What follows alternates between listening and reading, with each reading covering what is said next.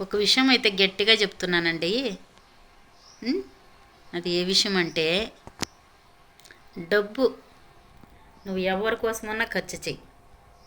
నీ టైమింగ్ ఉంటుంది చూడు, నీ టైమింగ్ మాత్రము నీకు అర్హత కలిగిన వాళ్ళ కోసమే టైం పెంచేయి.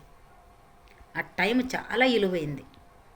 ఇప్పుడుండే సమయము ఇంకో కొంచెంసేపటికి ఉండదు. ఆ సమయం గంట మారుతూనే ఉంటుంది. అందుకు డబ్బు ఎవరి కోసమన్నా ఖర్చు చేయొచ్చు. టైమింగ్ మాత్రం అర్హత కలిగిన వాళ్ళ కోసమే టైమింగ్ వేస్ట్ చేయాలి. ఏమంటారు? రైటే కదా. ముఖ్యమైన విషయము, తల్లి ప్రాణం పోతుందని తెలుసు, బిడ్డకు జన్మనిస్తే ప్రాణం పోతుందని తెలుసు. అందరికీ సులువుగా కానుపులు కావమ్మా. బిడ్డకు జన్మనివ్వాలంటే మన ప్రాణం కూడా పోతుందని తెలుసు ఆ తల్లికి. తెలిసి కూడా ఆ బిడ్డకు జన్మనిస్తుంది. ఎందుకోసము?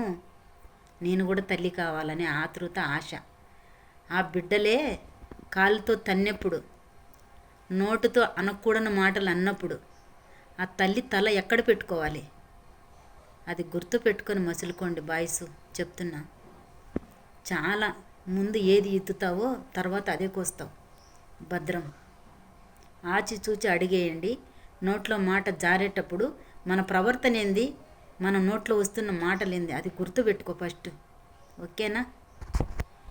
ఇదిగో చెప్తున్నా, మన చేతిలో ఉన్నంత వరకు దాని విలువ తెలియదు.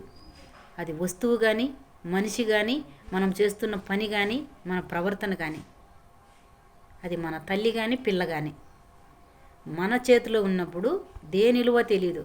అది చెయ్యి జారిపోయిన తర్వాత, అది మనం చేస్తున్న పని అయినా, మన కన్న తల్లి అయినా, మనము కనుక్కున్న బిడ్డ అయినా, దూరం అయితేనే వాటి విలువ తెలుస్తుంది.